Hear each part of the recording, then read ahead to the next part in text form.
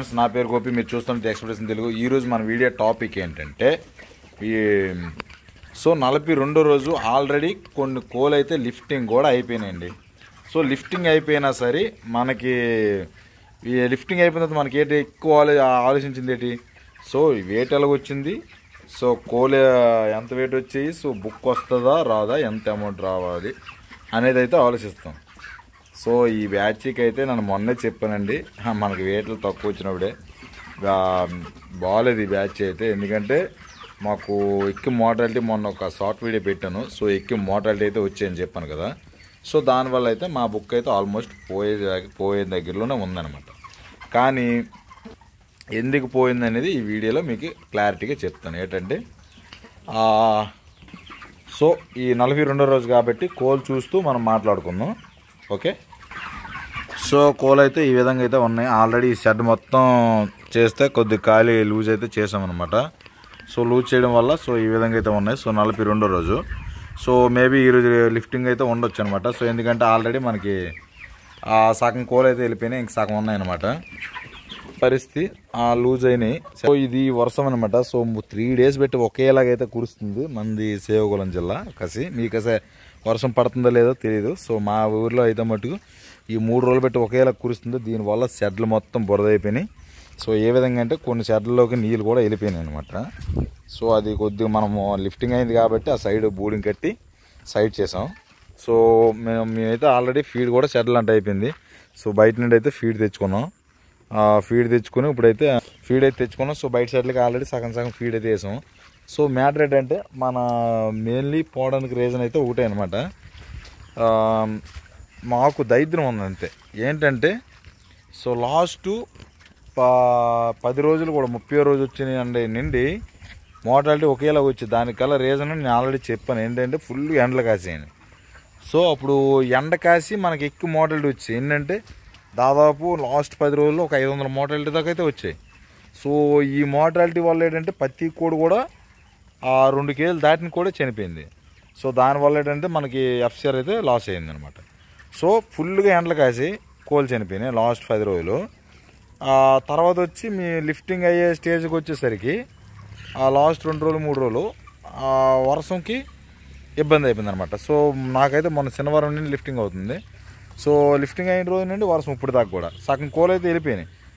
మనకి ఎక్కువ వెయిట్లు అయితే రాలేదనమాట. సో ఎండకి అప్పుడు దాకా ఫుల్ ఎండల వల్ల మనకి ఎండలు అయిపోయిన వెంటనే మనకి ట్రక్ని లిఫ్టింగ్ పెట్టారు శనివారం. సో వెయిట్ అయితే రాలేదు. ఎంత వచ్చిందంటే యావరేజ్గా 2.1 అయితే వచ్చిందనమాట. సో ఈ బ్యాచ్ అయితే మనకి కోళ్ళు ఎక్కువ చనిపోవడం వల్ల ఫీడ్ ఎక్కిపోయింది కాబట్టి మేబీ ఇప్పుడు రాకపోవచ్చు. సో తర్వాత వచ్చి ఈ వానకి బురద అయిపోయి షెడ్లు ఆరలేదు.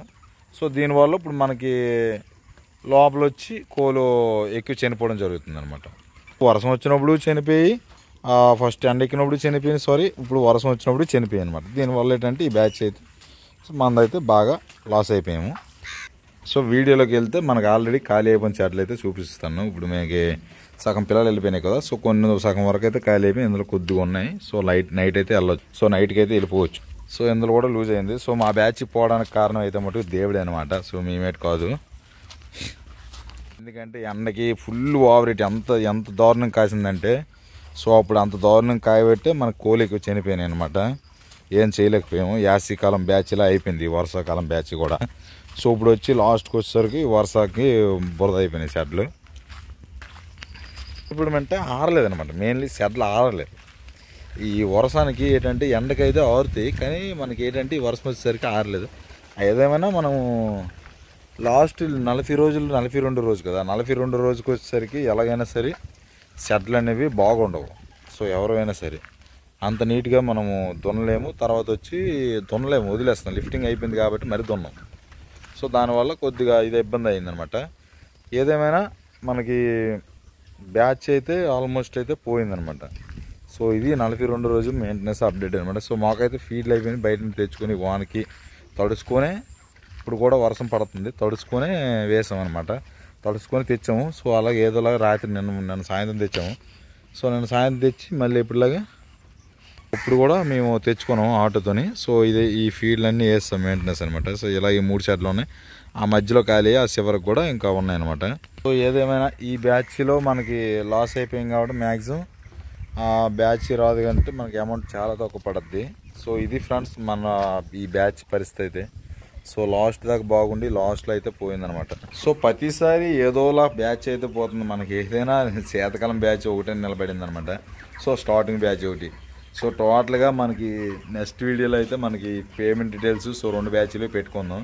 సో తర్వాత వచ్చి ఏంటంటే సో ఇది ఫ్రెండ్స్ వీడియో అయితే. సో మన 42 రోజుకి సో మన బ్యాచ్ అయితే మొత్తానికి అయితే పోయింది. సో బ్యాచ్ రిజల్ట్ మొత్తం టోటల్ వెళ్ళిపోయిన తర్వాత ఎంత అమౌంట్ పడింది పోయిన దానికి వచ్చిన దానికి మనం చూసుకుందాం. ఓకేనా? సో మళ్ళీ నెక్స్ట్ వీడియోలో కలుద్దాం. Bye friends. ఎవరైనా కొత్తగా చూస్తే సో ప్లీజ్ లైక్ చేయండి, మన ఛానల్ సబ్స్క్రైబ్ చేసుకోండి.